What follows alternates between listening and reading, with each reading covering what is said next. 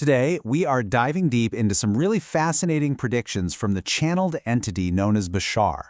We're going to be looking at a pretty profound global transformation that he says is coming in 2026 and 2027.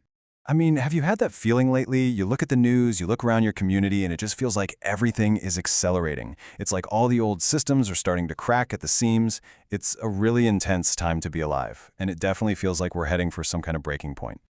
Well, it turns out that feeling is spot on, at least according to the source material we're digging into today. This comes from Bashar, who is described as an extraterrestrial being channeled through a man named Darryl Anka.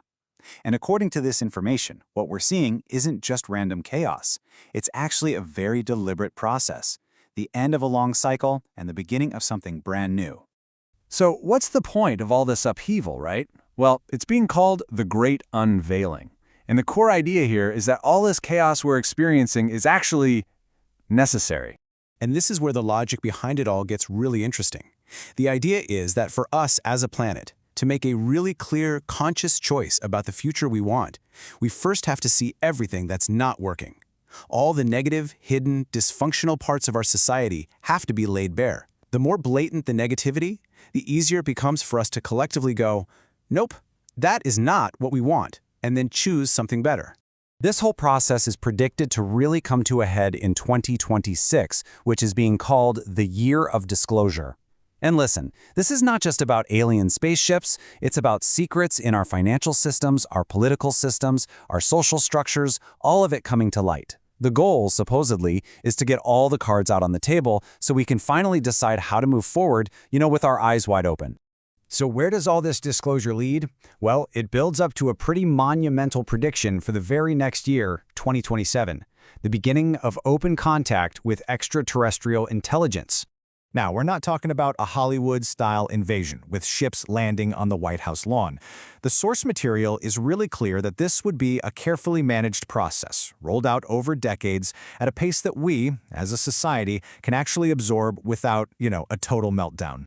So this timeline here really breaks down the predicted sequence. It starts with what's allegedly happening right now, more frequent, clearer sightings that are becoming normalized. Then, the next step, according to the source, is the revelation of human-like hybrids who are already living among us. That's followed by an official introduction of a pure extraterrestrial. And from there, it's a slow, steady, multi-decade process of integration. Okay, so what happens after contact? Well, the long-term vision starts to sound maybe a little familiar to any sci-fi fans out there. Check this out. The prediction is that by 2050, we could actually see a relatively united planet. Fast forward another 100 years or so, and our society could look a lot like the advanced exploratory civilization you see in Star Trek. And the ultimate goal? Full membership in an interstellar alliance, kind of like a galactic federation. And of course, a huge piece of this new society would be the economy. The idea is a complete shift away from our current systems toward what's called a synchronicity economy.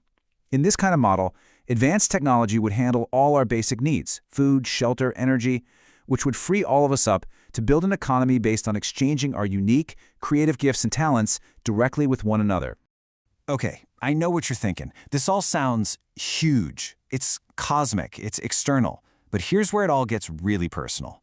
The source material puts a massive emphasis on our individual role, and it provides what it calls a personal toolkit, starting with the fundamental rules of the game of reality itself. And these are described as being even more fundamental than the laws of physics. They're like the unchangeable operating system of existence, no matter what reality you find yourself in. So, what are they? First, you exist, always. You are an eternal being. Second, the one is the all, and the all are the one. That means we are all unique expressions of one single consciousness. Third, and this one's a biggie, what you put out is what you get back. Your vibration, your energy will always match the reality you experience. Fourth, everything is happening right here, right now.